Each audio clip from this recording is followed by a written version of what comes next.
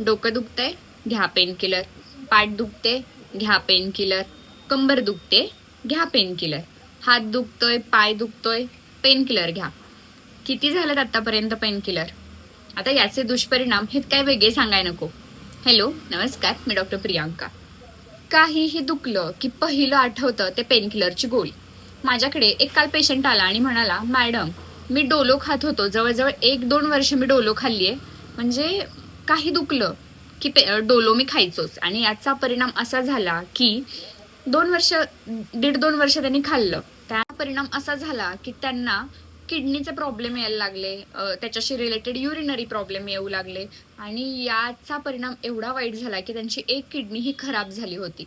आता तुम्हाला वाटेल की काय होतंय, एवढ्याशा गोळीने काय होतं का? तर नक्की होतं. ज्यांना खरंच त्याचा अनुभव घ्यायचा आहे त्यांनी दररोज गोळी खाल्लं तरी काही हरकत नाही. वेदना जर खूप कमी असतील तर त्यासाठी पेन किलर हे अगदीच टाळलं पाहिजे. जेव्हा सिव्हिअर वेदना असतात तेव्हा नक्कीच पेन किलर हे दिलं जातं, पण एक्स्ट्रीम कंडिशनला. तुम्ही जर नॉर्मल पेन असेल जो तुम्ही सहन करू शकता अशा वेळेस देखील तुम्ही पेन किलर घेताय तर ही खूप मोठी चूक करताय. हलक्या आणि नॉर्मल पेनसाठी आपण पेन किलर ऐवजी काय घेतलं पाहिजे हे पुढच्या व्हिडिओमध्ये बघूया.